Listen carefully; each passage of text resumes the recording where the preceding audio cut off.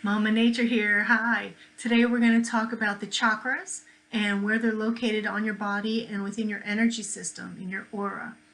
So one of the most frequently asked questions that I get from people is, how do I increase my own ability to intuit things? How do I get in touch with that part of me that remembers things from the other side? How do I converse with spirit? That's the biggest question that I get. And my answer every single time is, you have to work your chakras. You have to keep your chakras clean. You have to meditate on your chakras. You have to do it every day. The more you do it, the more you will become aware of your own body, your own energy. And then when you know what your energy feels like, you'll be able to feel when something different comes in. You'll be able to understand that there's something new entering, and you'll be able to sit with it, learn from it, and that is intuition. I mean, in a nutshell, that's it. So let's get started.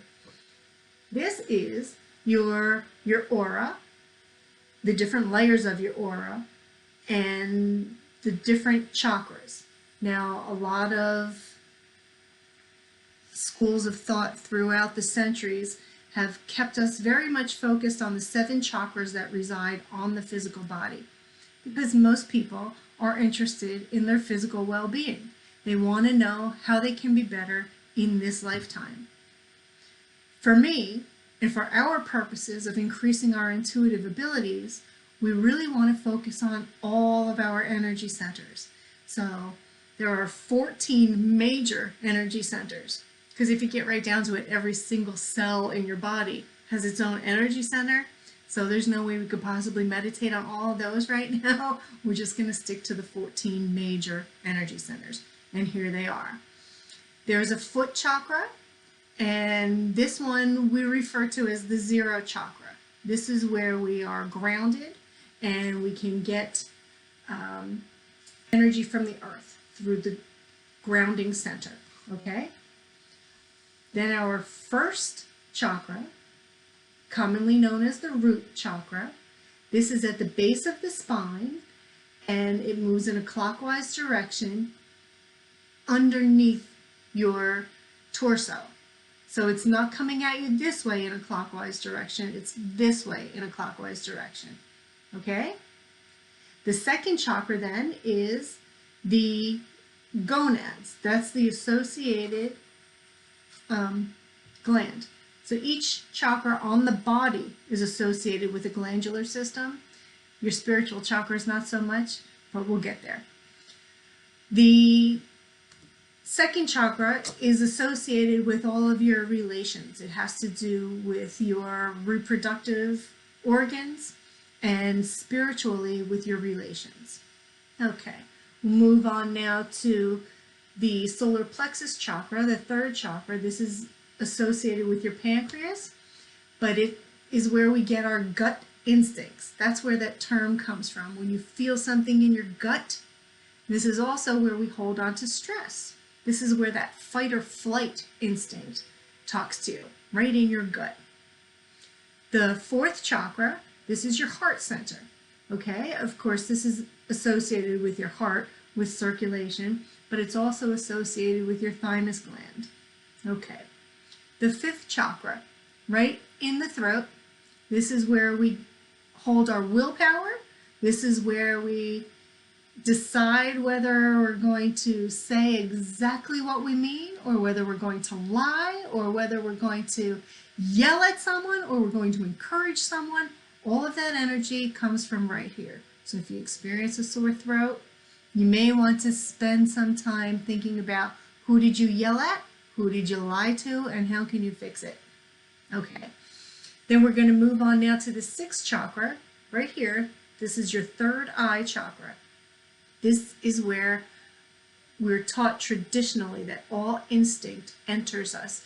This is where all of our ascended masters will speak to us, is through that third eye. This is the center for creativity, and it is a window into the other world, for sure. So you definitely want to keep that area clear. Now we're going to go ahead and move to our 7th chakra, which is at the top of the head. And you'll see that this one is depicted very much the way the root chakra is depicted, only instead of going clockwise toward the body, it's clockwise down into the top of the head, like this. Okay? The pineal gland is associated with that crown chakra, and this is where all of our universal connections are made. Universal energy enters through the crown chakra. This is typically depicted as the lotus blossom that opens, and all of those petals opening means that you are open to universal energies. So we'll work on that when we get to the meditation. All right. Now, these are chakras that you may already be aware of. You may have worked them before. We're going to move on now into the spiritual chakras. The 8th chakra is right above your head, about a foot or two above your head, and that is a karma center. That's where we hold on to all of our past life memories. And so working that karma center will encourage healing on many different levels. So it's very important to work that karma center. The color for that is an ultramarine color. So sort of like all the swirling colors of the rainbow mixed together. Very bright, very subtle, and very, very powerful. Now we'll move on to the 8.5 chakra, which might stretch your imagination a little bit. I know it was a little strange when I first heard about this, but this came directly from Amritanandamayi herself back in 2009, 2010. She discovered that there was an energy center that rotates around our head and shoulders very much the way the moon circles the earth. Okay? It hovers around us about 6.5 feet out from our bodies. This energy center is the one that connects our physical energy to our spiritual energy. This is where we meet our guides. This is where we give permission for our guides to come in and help us either on a physical or spiritual level. This is their door, okay? It's typically represented by the color amber and by the angel amber. This is her energy center. Okay, now we'll move on to the 9th chakra, which in the photo, I have it here off to the side, but it's actually on the base of your skull, right where the top of your spine reaches the base of your skull. That's where this energy center is. The color is magenta, and it's where we communicate with angels and ascended masters. So you'll get messages here from the Archangel Michael, for instance, if he's got something to say to you. Jesus will talk to you in that energy center. Okay? So it's important to keep that clear. From the 9th, we're going to move on up to the 10th energy center. And this is a beautiful golden color, very similar to the color of your heart's and solar plexus energy, but much more vibrant, much brighter, because it's where we have our spiritual love. This is where we feel the universe sending us divine love. This is where we feel personal relationship love.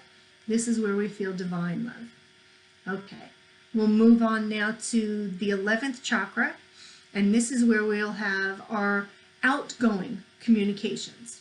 So say, for instance, you sit all day and you think about family members and friends and how you wish they were doing better. And as you have these thoughts, they collect in this energy center, which is way out in your aura. You're just collecting these good thoughts, thoughts of goodwill for the world, for the people around you. When you sit down and meditate, when you meditate on that energy center, you open it up, very much like the petals of a rose, and you send all of those good wishes, all of that goodwill to the people you intended it for. You've been storing it all up, now we're going to send it all out. The last energy center is the 12th chakra, and it is our connection to the other side. So it resides on the very edge of our personal energy field, and it is actually inside the Akashic records, heaven, home, the other side, whatever word you use for that, that's where this is. And it's a beautiful crystal clear, diamond clear. It just appears to the mind's eye as this beautiful, brilliant light. Okay? So now you're familiar a little bit with where all of these energy centers are located, what their associations are, and we're going to go ahead and do a chakra meditation. So make yourself comfortable, sit back, maybe get yourself something cool to drink, and we'll see you back here in a minute. Thank you.